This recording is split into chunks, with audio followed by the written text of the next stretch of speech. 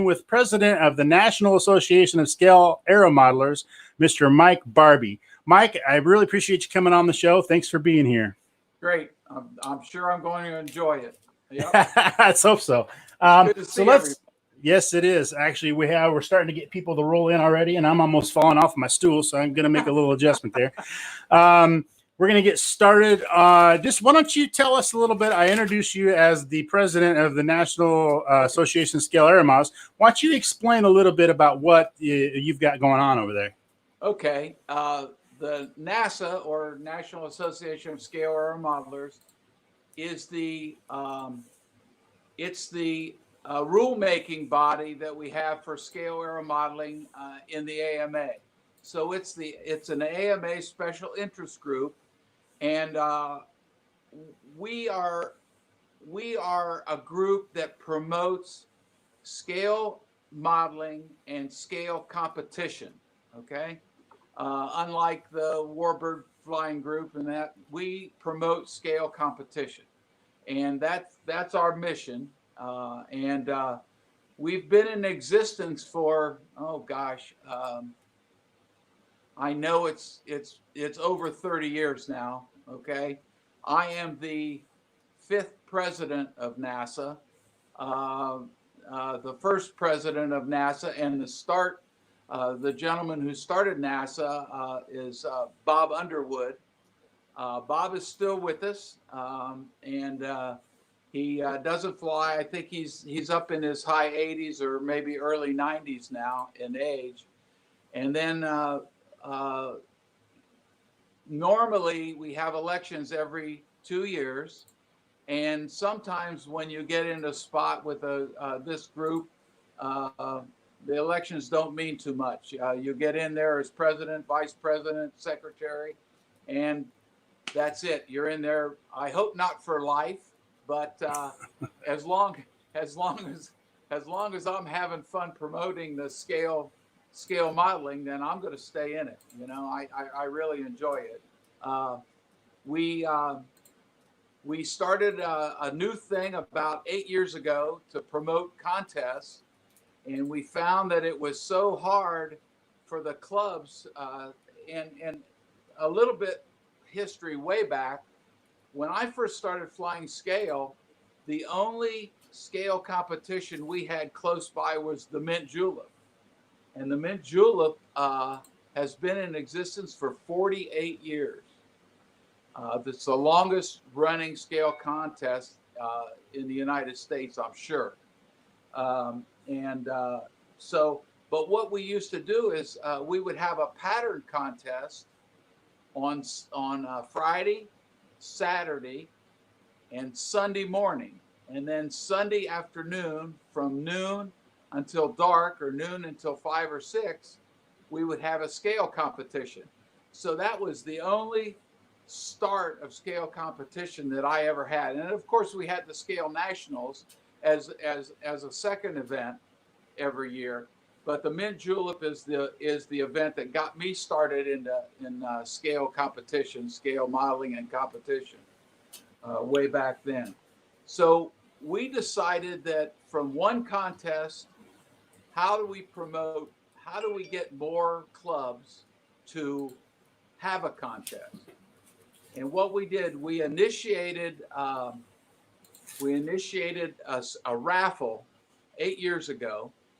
And the proceeds from the raffle goes into our treasury, and from that, any club that wants to have a scale contest, NASA sends the club $250 in cash and 100 raffle tickets for the club to sell any way they want, to promote the contest.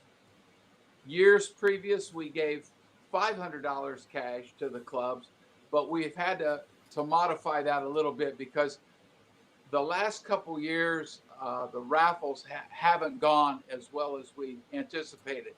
This year, it's really going to be tough without the Toledo show, because the Toledo show normally made up for about 30 to 40% of our raffle proceeds. So without that show, we're kind of going to rely on members and people that want to promote scale competition and want to get involved with the raffle to go on our website and purchase raffle tickets. There you have the first prize and 3 or 4 prizes after that we're giving away this year. I see that up on the screen. Yes, sir. Yep. So what we've done is we've grown the scale competition around the country, and now this year we're in line to have 12 contests, and those contests are listed on the website. And the first contest was already this year. I had the first scale competition that the Cape Coral Club in Cape Coral, Florida has ever had. And we had a great turnout. We had a super turnout. The club is a very large club. Of course, it's made up of a lot of snowbirds, but they're upwards of over 300 members. And the support from the club was just super. And we had that contest January 18th and 19th. And I see you have the other competitions up on the screen now. And then Top Gun, since it's moved to October this year, will be. It looks like that'll be our last scale competition this year. Very cool.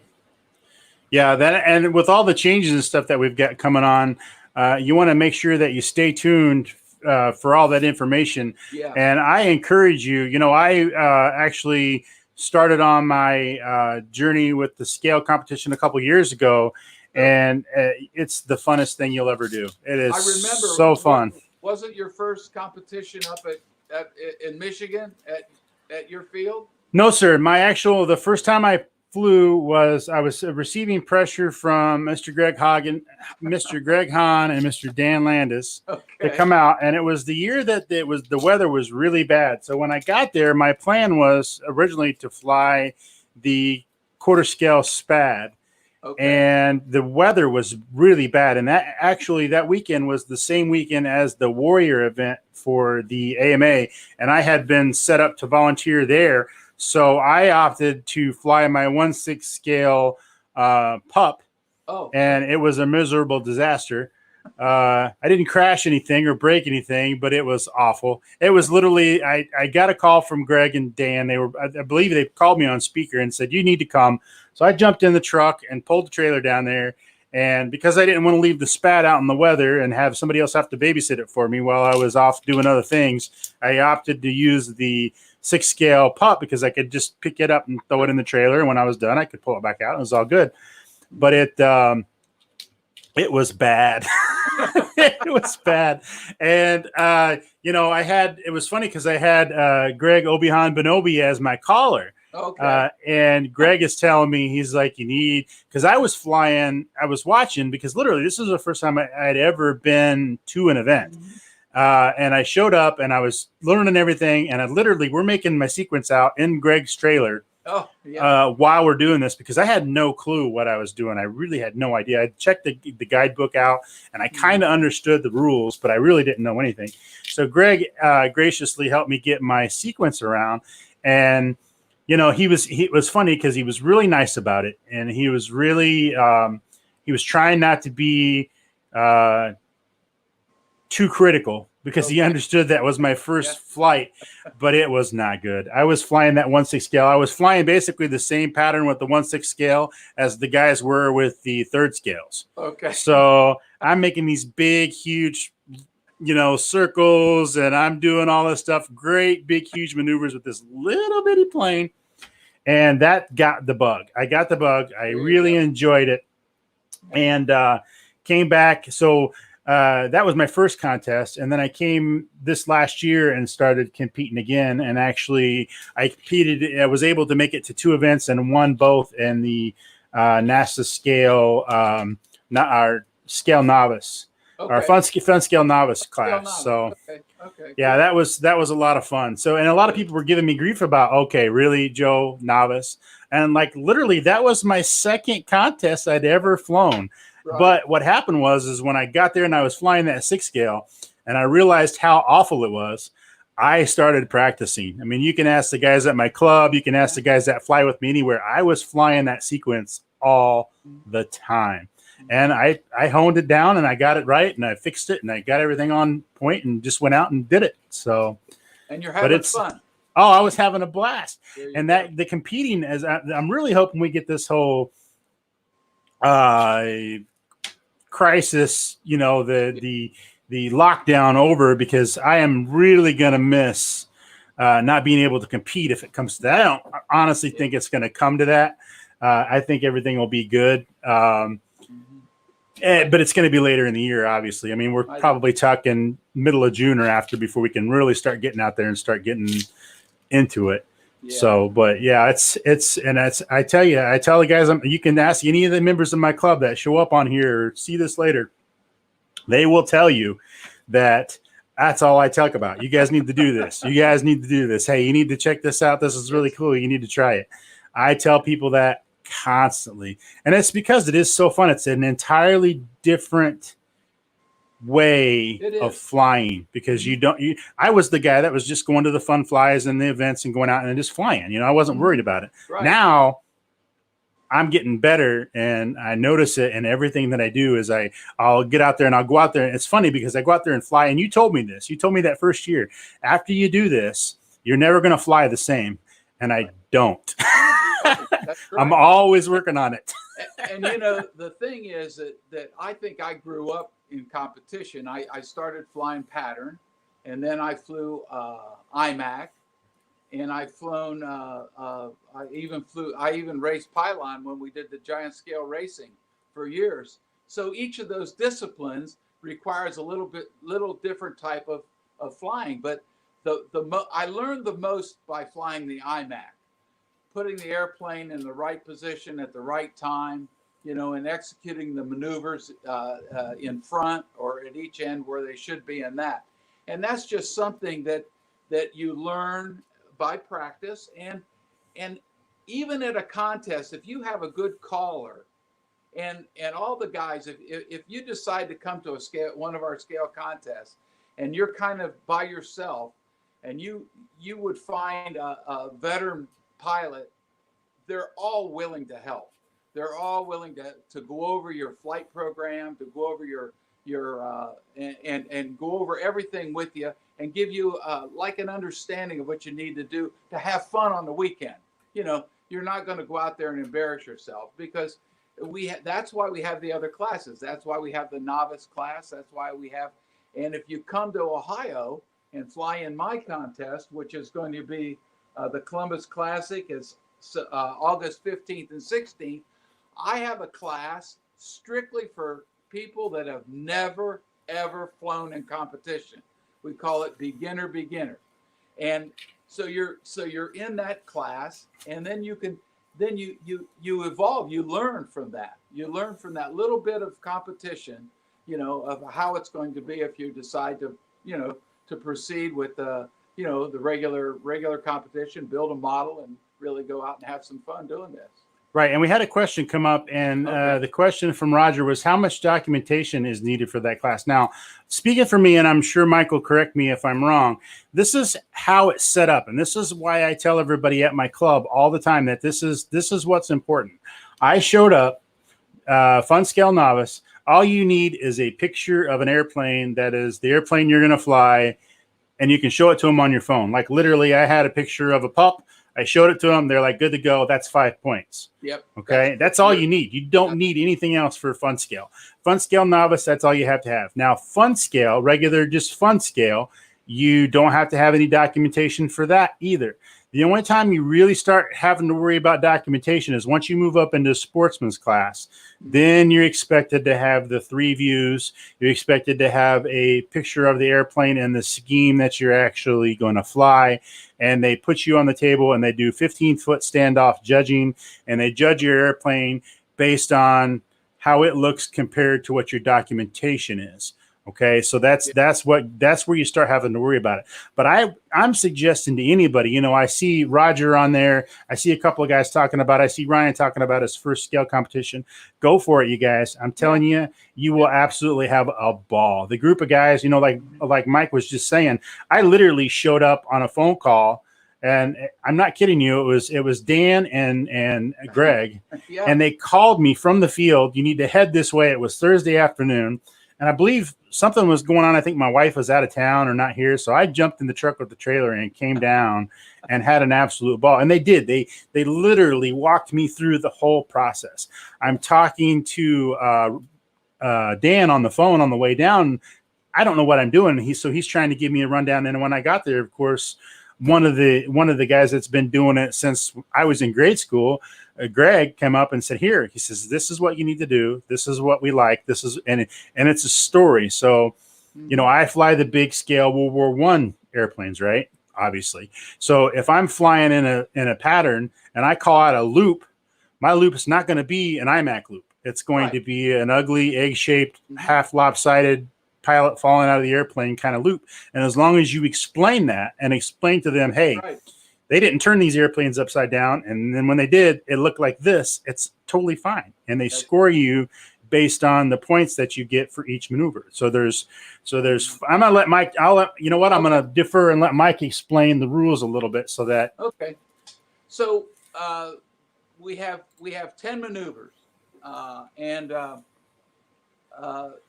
of the 10 maneuvers, there are 4 that are required. Your takeoff, of course, you got to take off. Your flyby, your figure 8, and a landing.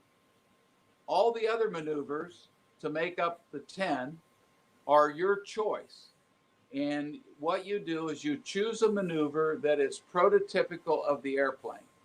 So you would want to do, if you were flying any warbird or anything, that they had evasive maneuvers, that they would do an Emmelman, they would do a split S, they would do a loop, they might do a victory roll after you shot your opponent down, they do a victory roll.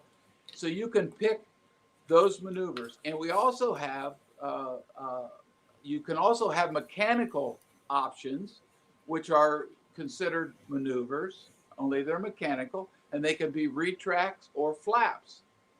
And if you choose flaps as an option, then you have to use the flaps on takeoff if they were used on takeoff for the prototype. And of course, you have to use them on landing as a demonstration of the flaps.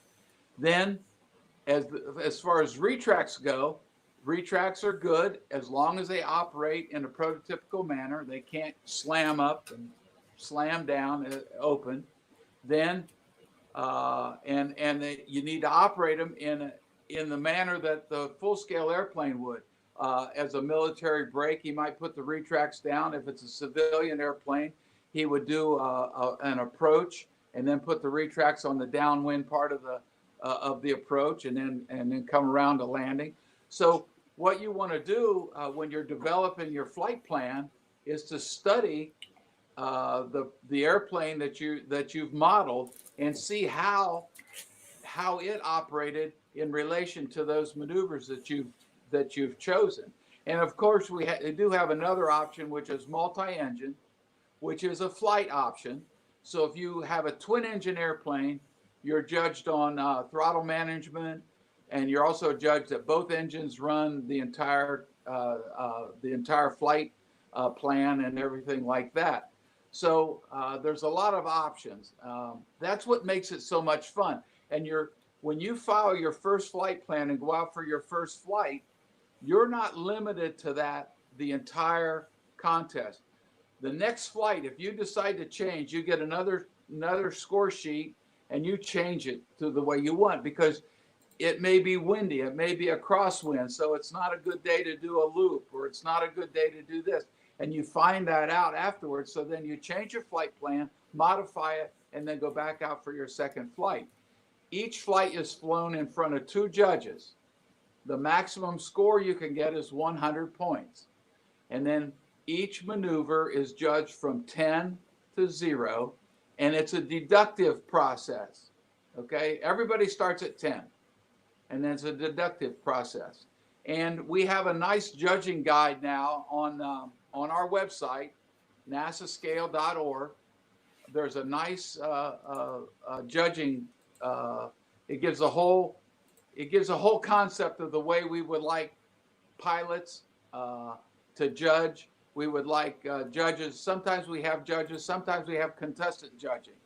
So it gives an outline of what we expect the judges to look for and an easy way for them to downgrade throughout the flight, throughout all the flights. So that's all covered, and we use AMA rules. So you can go into the AMA or the NASA site, and you can find drawings of the maneuvers. You can also find deductions for things that are apparent that people do during the maneuvers that are wrong. Yeah, there you go. So you can see the downgrades and everything else. So you could study these before you go to a contest, and you'd be ready to go. I mean, and if you're out as a novice and in fun scale novice and you need help, I mean, all the seasoned pilots are more than happy to help. And we're there because we're all having fun. I mean, scale competition's fun. And then when you get up into the higher classes and your airplane's judged, then you realize that 1/2 of your score is your static score. So then you strive to build a better airplane, to build an airplane that scores between 95 and 100. Okay, because that's 50% of your score. So that's why, and that's what makes the Top Gun competition so tough. The judges typically at Top Gun are really, really tough.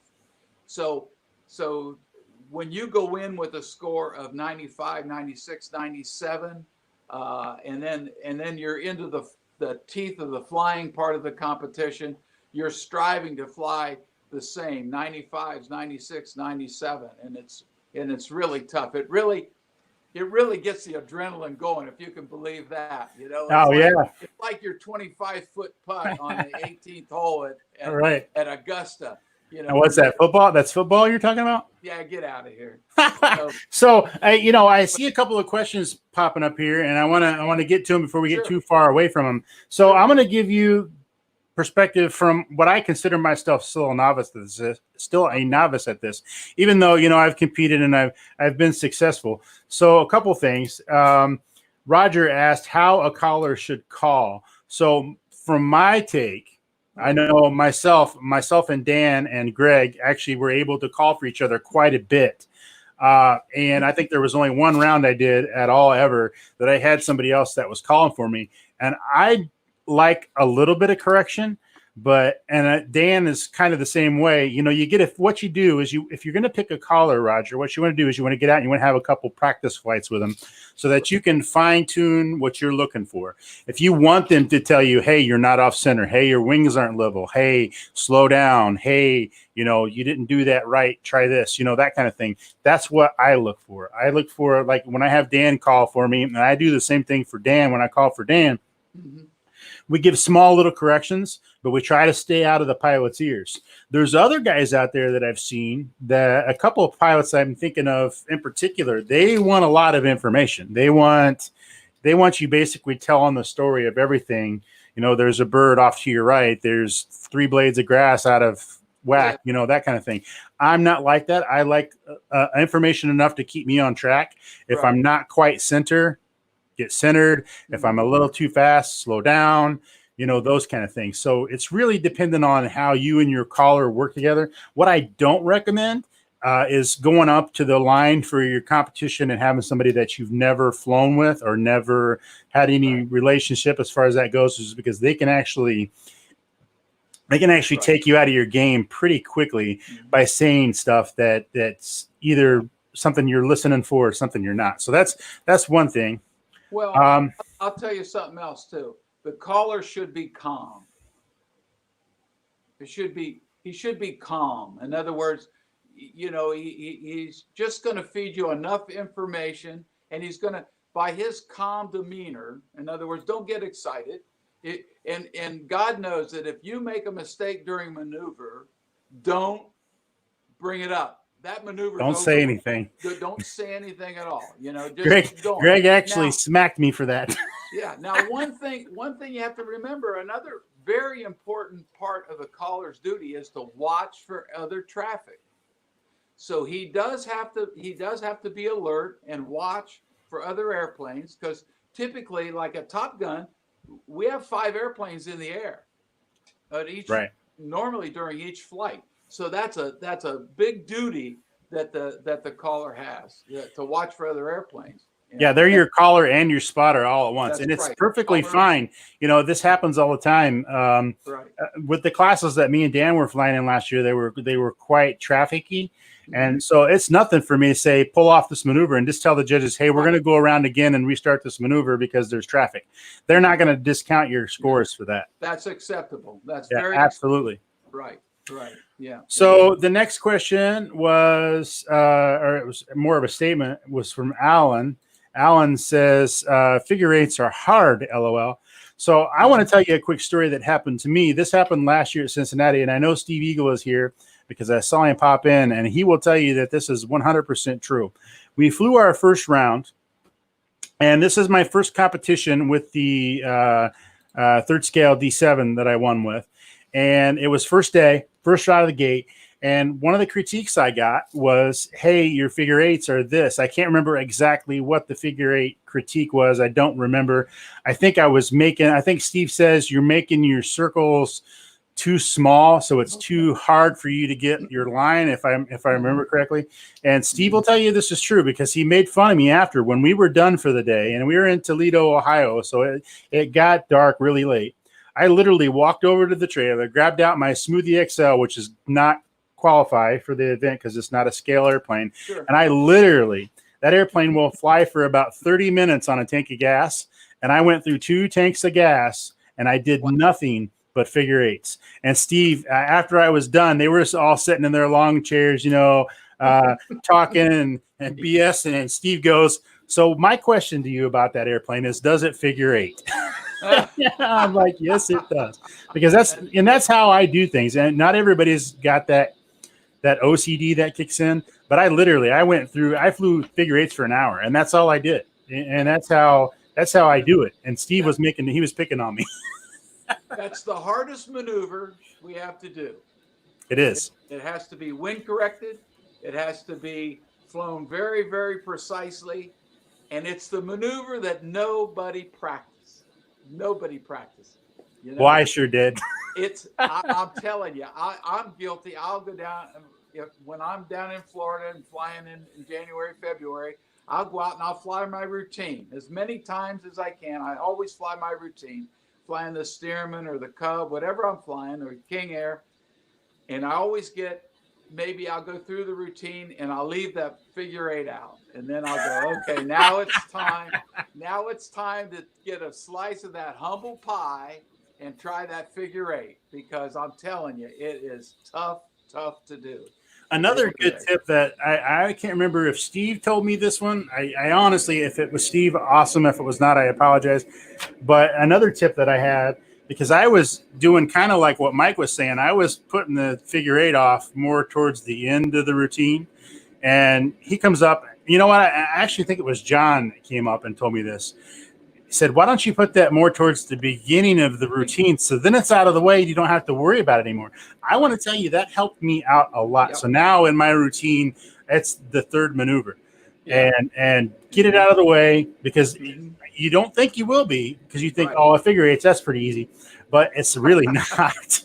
It's not at all easy. And then that way it's gone and you don't have to worry about it anymore. Yeah. I usually make it my second or third. Well, it'd be the third maneuver. The takeoff, then I do my flyby. Of course, you have to do a flyby, and then I'll do the figure eight. That's exactly what I'll do. You will always know that's what my routine is, because that's what I will always do. Because it helps you judge the wind, your wind corrections, and everything else that you have to use for all the other maneuvers, all 7 maneuvers that follow that. You have to use that. You have to know generally where the wind is. Of quartering or straight down the runway or whatever. So that it helps you get a feel for what you're going to have to do the rest of the maneuvers to correct for the wind in that. Yeah, I'd like exactly. to do a And being new like me, man, Yeah. like I said, you know, my Mark, my boss always makes fun of me because he says, "Well, we don't want your OCD to kick in," but that's how I think of it. And one of the other things that might kind of touch on a little bit, but I want to make sure we push that point through is when you're setting up your flight plan, get the maneuvers, see what's on the list, make your list, have somebody help you with it that's done it already, and try to design your flight maneuvers so they make sense. So Right. what I mean is if you're going to go up and you're going to do a wing over, maybe the next maneuver you do at the other end would be, I don't know, traffic circle, or, you know, make it so it makes sense. So as you're doing it, I could tell you my sequence right now because that's the same one I always fly. It doesn't matter what I do. I always fly the same one. And if you do that, then you get at it. What happens is, especially when you first got started, my first year was a disaster because I've never flown it before. And I flew it literally probably 100 times before I did that first Toledo event. I had flown that same sequence at least 100 times because I practiced it constantly. You're laughing. I am dead serious. The guys in my club will tell you that is what I would do. I would sit at the field and wait for them to land their airplanes so I could go up and fly my sequence and not have to worry about traffic. And I literally 100 times. And so make those when you, especially you guys that are getting ready to start out. And I encourage it because I'm telling you, you're not going to have, there's not many more things you can do and have that much fun and keep your pants on. I'm just saying, it's awesome. It's so much fun. It is. Ryan asked. One other thing that's very important is make sure that your caller goes right down the list with his thumb or his finger so he doesn't lose his place. Because if you do a maneuver out of sequence, you lose 2 maneuvers. Yep, you lose 2 maneuvers. So it's very important. It can get pretty squirrely pretty quick. If you get in your own head, it gets pretty crazy. It does. Ryan says, when you've reached out to the owner of a real plane, are you modeling? How have they accepted that? Are they mostly flattered and will provide whatever you want? Oh, yeah. I'll tell you, I've had nothing but success. My 3rd or 4th year at Top Gun, I built a C model T-34. And I saw a picture of a red, white, and blue civilian-owned C model. And I had never seen one. All the rest were military. And I reached out to the owner. He was in Peachtree, Georgia. And I explained to him what I was doing. And now this is back far enough where we didn't have phone cameras or anything like that. So I sent him 2 rolls of film. And I asked him to go to the airport and take pictures of his airplane with the 35 millimeter film. And I sent him an envelope that all he had to do is take the pictures, put them in an envelope, send them back. I get them developed and everything else. He did that for me. And he was great because he took 70 pictures of that airplane. 68 of the pictures had his antique cars in with it. So he didn't realize all I wanted was the details of that airplane. So anyway, then he wrote me a nice letter, nice note, and said, when I was on my way to Top Gun, stop by and we take pictures of the 2 airplanes together. Well, when I got there that day, he couldn't believe the size. He thought I was building a little model airplane, okay? He couldn't believe the size. And my airplane was only 1/5 scale anyway, but he couldn't believe the size. So we talked and we talked. Then he said, listen, he said, I just bought the airplane. I don't have enough time in it to take you for a ride, but the Beechcraft rep is here at the field, and I'll get him to come over and take you for a ride. Do you want to go for a ride in the airplane? I said, well, heck yeah, I want to go for a ride.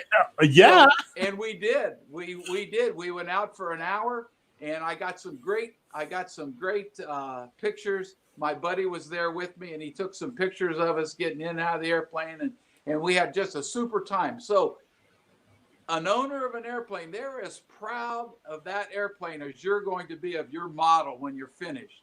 So I have not seen one yet that is not willing to take pictures or let you go out and take pictures of it and talk about the flight envelope of the airplane and everything else. I mean, it is we have a society, the people that like airplanes, fly airplanes, and model airplanes, that is very close knit. It's a lot closer knit than people realize.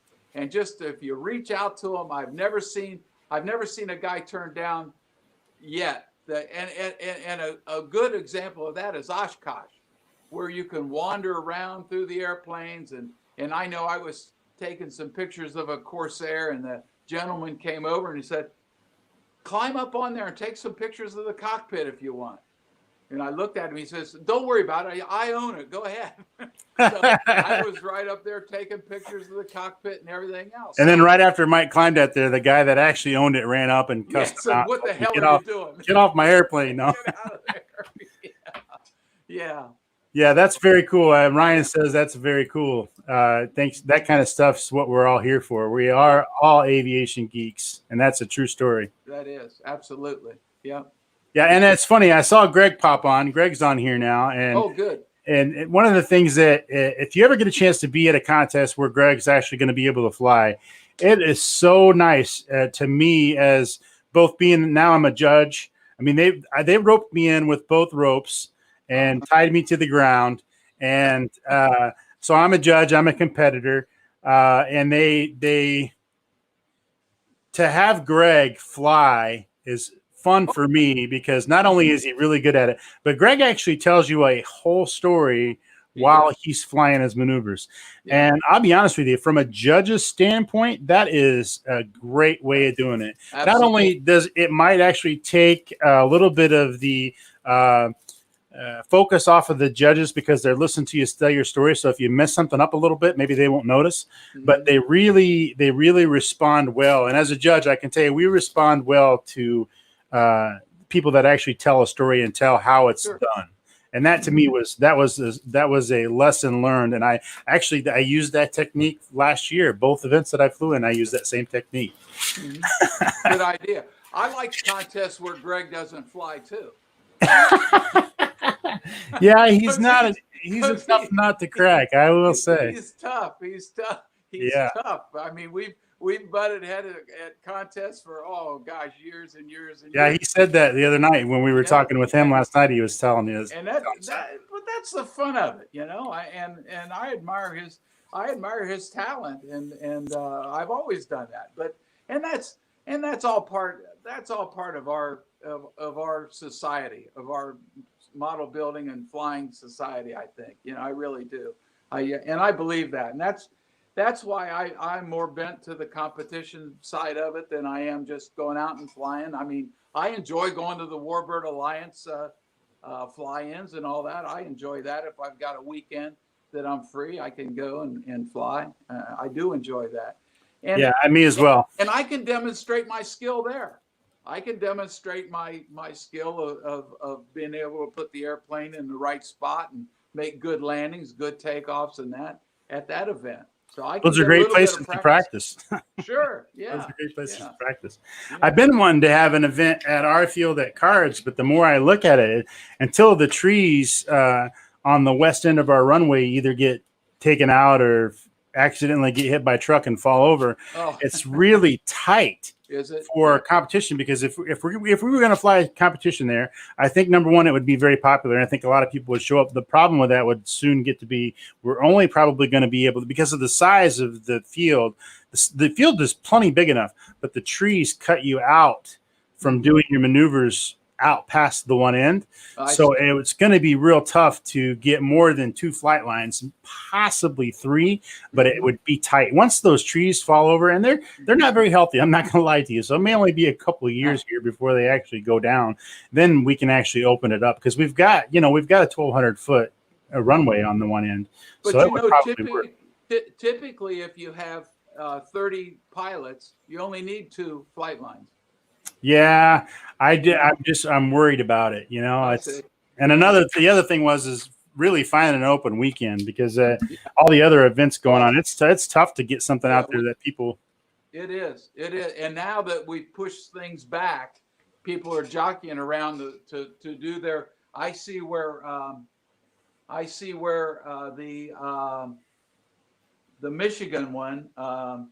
is going to be this year. It's going, the Great Lakes is going to be June 19th and 21st.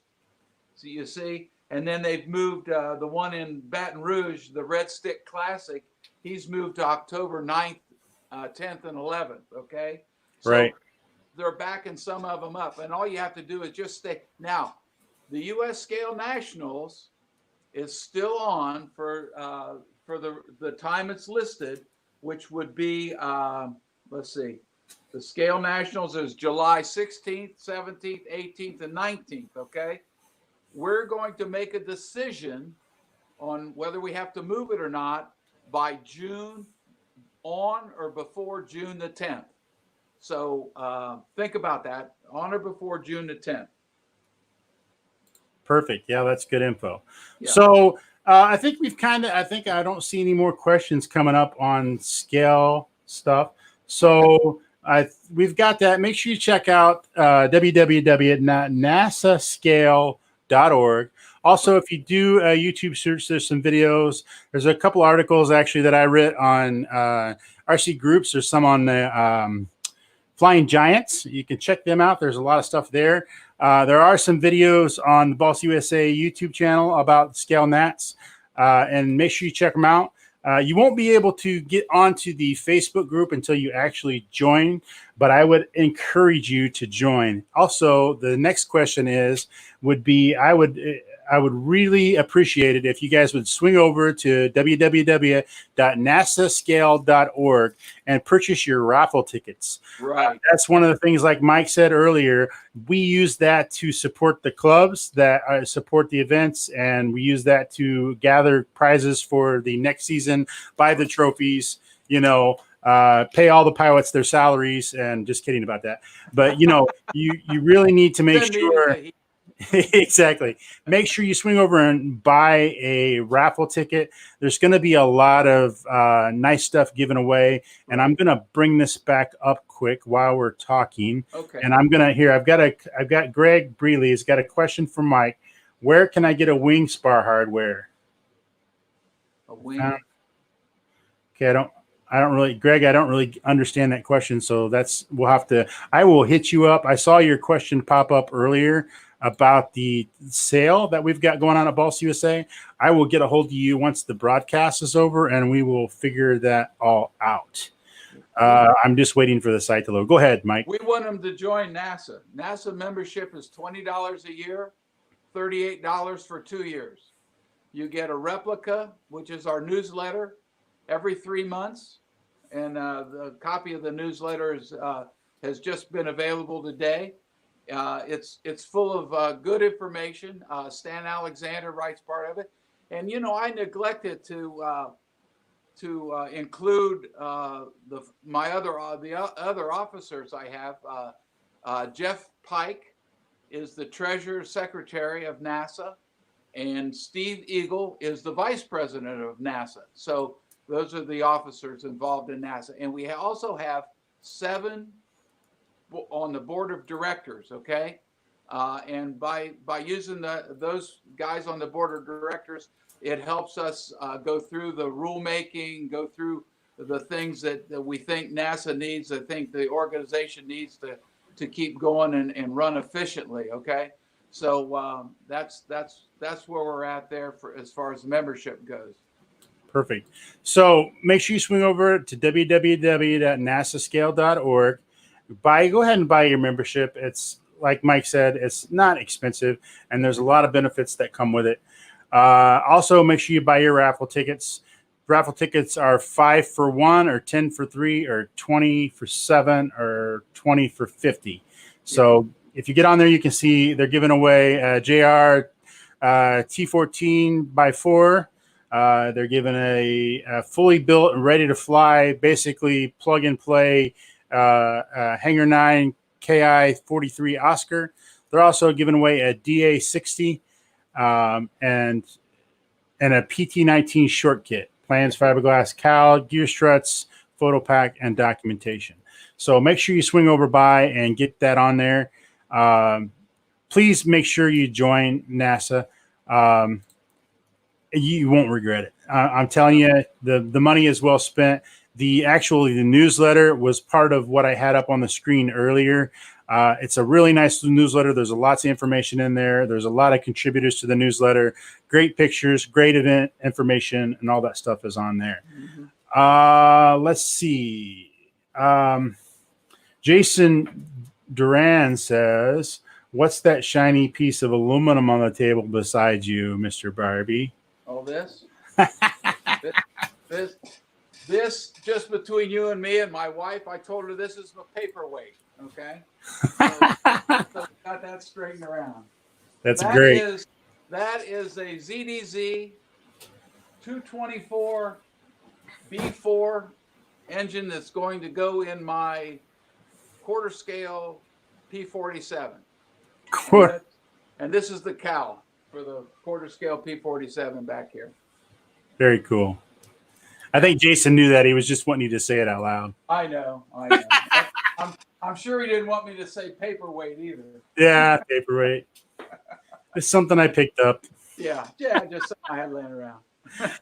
All right, so we've covered NASA. Again, please make sure you check out www.nasascale.org and get all the information that you need. You can also reach out to me, Joe, at any time. I'm happy to talk NASA scale, and I know as a fact, most of the rest of the guys are. Mike is always open. Carl, Dan, Greg, all those folks, Stan, Jeffrey, they're all available, and they all will make sure that you get the information you need. And come out and play with us. It's a lot of fun. Yeah. So now let's see what Mike Barbee's got going on in the shop. Oh, you want to do that? All right. Let me see if I can turn this around.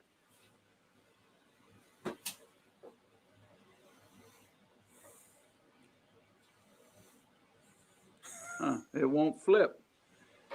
Really? Come on, flip. No. See, I told you I was totally computer illiterate.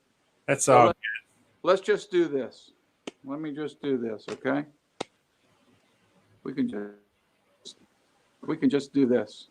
If for some reason I lose you, just re-click that link that I sent you earlier, and it will add you back in. Here we go. Look. Okay. So what I got going? Well, I'm building 2 quarter scale P47s from the Meister, from Dino Meister scale kits. And there's the cowl and the dummy engine and the engine for mine. This beautiful airplane here is my, this is an L3, and it's the first one. There. Okay. I got to do the link again. Yeah, you're still here, but I have got no video. So why don't you? I'm gonna remove you and have you come back, and that'll probably fix all that stuff. So I'm gonna. I'll leave. I'll shut you off, and then you just rejoin. Okay. All right. So while he's getting his technical difficulties figured out, I do want to give a big shout out to Dino Meister Scale. Make sure you take a look at his stuff. He's got a lot of stuff coming out new. He's going to have several airframes to check out, and lots of new stuff coming in. So make sure that you give him a check out. And it's not delivery; it's DiGiorno. Let's see. While we're waiting on Mike, I'm just going to scan through here and see. Greg, I will get with you after the broadcast, and we will see if we can figure out what's going on with your order for sure. Nice to see everybody here. I see Carl and Jason. Nice to have you guys on board. Really appreciate it. Mike will be back here shortly. I can see that he's working on my end. So he's there. So one moment, please, while we sort out the technical difficulties.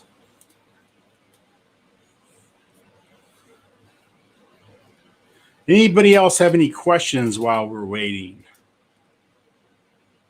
Anybody at all? All right, we don't want to have any dead air.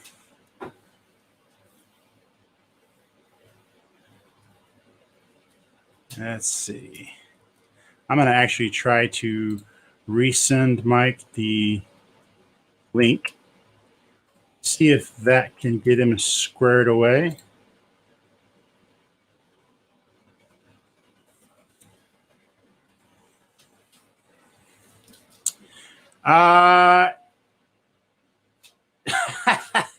Greg, yeah, we talked about that the other night. It's actually a funny story. A lot of folks have heard it, but I'll go ahead and tell it again since we're waiting on Mike to come back in. I was at the Toledo show a few years ago, and I was actually there with, at the time, I was with another company. I was with SIG, and we were having our business meeting in the Toledo bar after the show. And unbeknownst to me, as the bar started to fill up in the evening, if you've ever been to Toledo, it actually got really packed and gets really packed. And they, my former bosses over at RC Groups were at the bar trying to get my attention. And Matt Gunn and Jim T. Graham were all there, and they started hollering at me. And I have factory ear and military ear and was unable to hear them. And they, so when they finally got my attention, screaming at the top of their lungs, I looked up and Matt says, "Uh-oh, here comes Mean Joe." And from that day forth, that's what it stuck with. So Al and I will get with you too after the broadcast. We're trying to get Mike Barbee back on the line here. Let me check on him and see what's going on.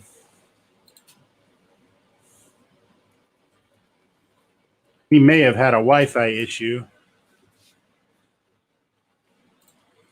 Let's see what else I've got going on while we are waiting on him. He's still there. Jason, as far as the null in the fall goes, we are uncertain yet how we're going to handle that.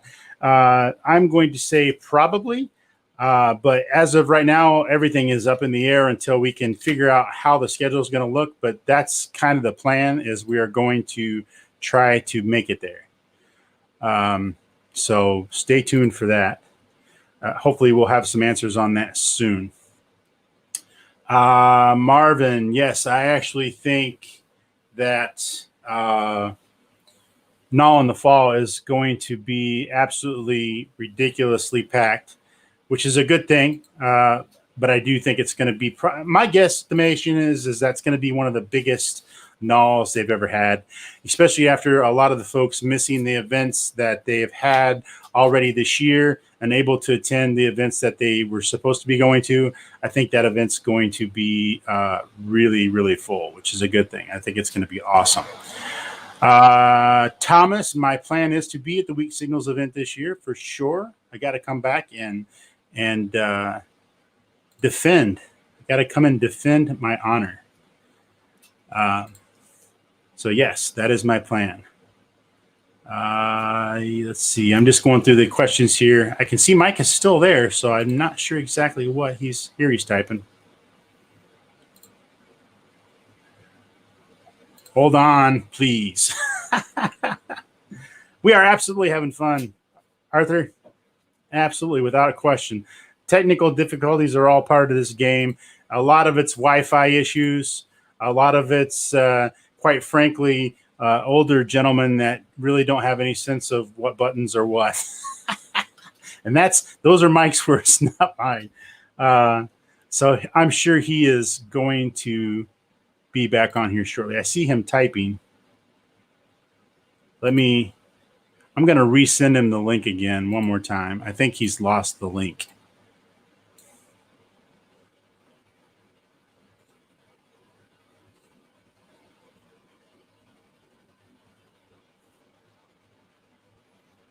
That should get him back in.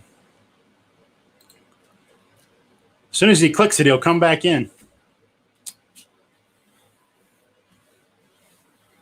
I can see him on there.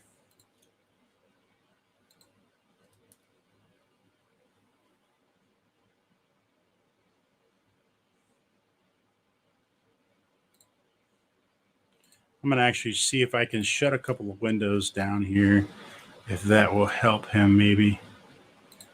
Yeah, me too, Carl.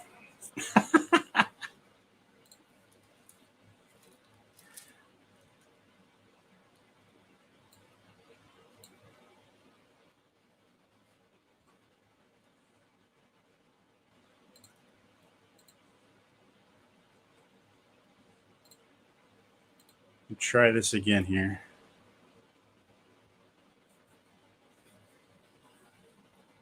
We might be having a stream issue. That's very, very possible.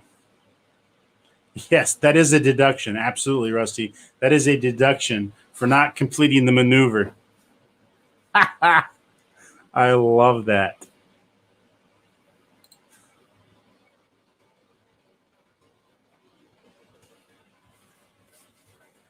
Says he's having trouble getting the link to work.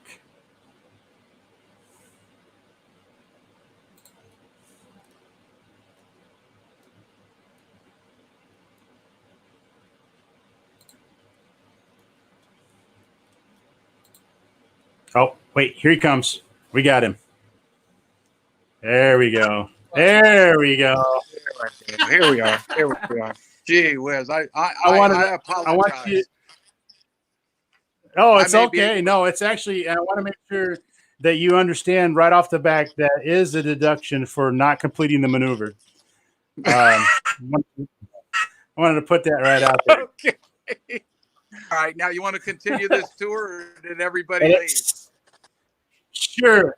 No, everybody's still here. We were sitting here making fun of you is what we were doing. All right. Good. Okay. I'm sure Greg Hahn is. He did such a good job yesterday. Anyway, this airplane is a third scale Aeromodelers L3. This is from Jerry Bates' plans. I've just completed it. It has not been flown, has not been test flown. I knew a little bit about this airplane because 2 years ago I rebuilt a full scale L3. And like Greg said yesterday in his comments, you just do little things. So we have a sliding windshields here, windows here. And the reason I made these slide is because the wing bolts are up under there and it's easy to get the wrench in from this side. So there's one little thing I did different from Jerry. And Jerry Bates has a beautiful set of plans. Beautiful set. Here are the wings here. On the Piper Cubs I've built, you want to make these struts collapsible somehow. So there's a 632 bolt there, and then you can pull this up on the hinges, and then they collapse flat. You can put them in a wing bag. They're good sized wings, so they're easy to transport without those struts sticking up. Up there is an interesting airplane I flew an IMAC. That is a Carden Edge 540. This used to belong to Frank Knoll's son, Jason, and I think it is the second. It's the second airplane built from the Carden kit way back years and years ago. There's the last airplane that I flew in competition with, the Carden 330 Extra. Over here are all my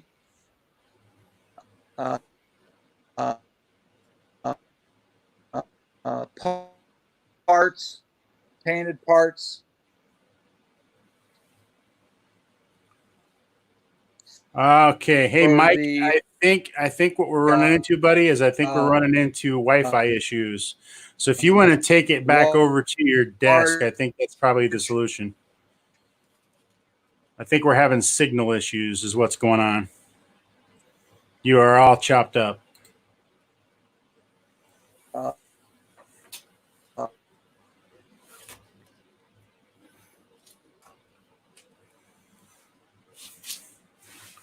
All right. Yeah, I think Mike's having Wi-Fi issues.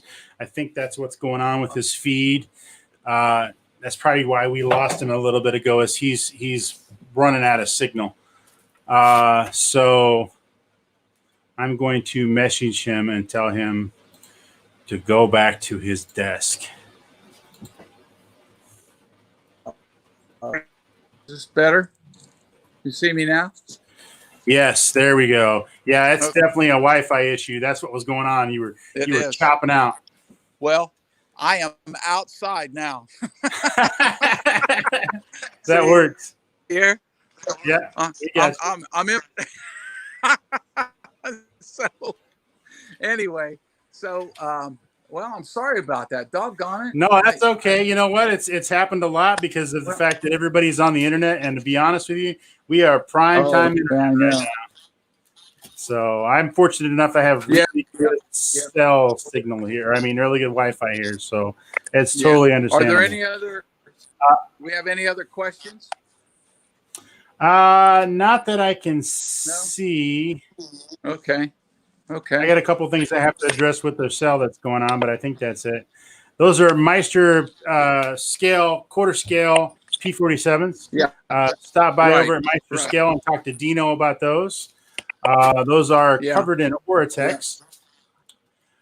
And gosh, I think that's about it. That's a pretty good shop tour. Now you see why they call it the Monster Hanger. And then here, I'll show you. See, I'm building one for mine looks there in the paint. I went into the paint booth. I must have lost you. Yeah, you're in and out, buddy. Yeah. Okay. Well, I apologize for. That's all right. It's not your fault. We will hook it up again. For living in the vault. It's not a problem. But anyway, that's just a brief. And if anybody's in the Delaware, Ohio, or Columbus area and want to stop by after this thing is over and we can have guests, you're welcome to stop by anytime. Perfect. All right. Well, I want to thank Mike Barbee for taking the time to be here. I know he's just like the rest of us. He's very busy during this time of social distancing, getting his shop around and making getting airplanes put together. So I want to thank him for stopping by. I want to remind you guys to check out nasascale.org and get all signed up and make sure you register for NASA Scale and also grab your raffle tickets while you're on there so we can support the special interest group of the AMA, which is the NASA Scale. I want to also remind you guys, I know we've got some issues and I'm going to address those here in a second. I've got some issues with the sale. We will take care of that. Make sure you keep in mind that all weekend long, the Toledo 2020 Keep Calm and Build on sale is all weekend long. Coupon code, all caps, no spaces, Toledo 2020 will get you show prices on all kits and all kit accessories that we would have had at the show. And we'll also get you entered in to win a 1/3 scale soffit pup. So we're going to go ahead and let Mike go so he can work on his Wi-Fi signal. Mike, thank you very much for being here, my friend. And we will see you again soon. Thank you. Okay, so I am going to switch over to Facebook, guys. Anybody that has any questions about the cell, just hit me up on the Balsa USA Facebook page. I'm over there right now, and I will be here to answer your questions, and we'll get you guys all sorted out. So again, that's the Balsa USA Facebook page.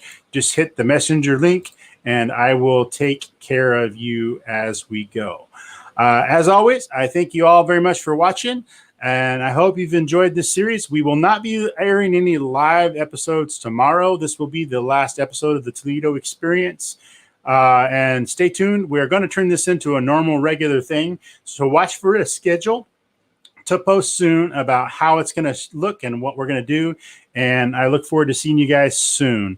Everybody stay safe. And as always, thank you very much for watching and happy building.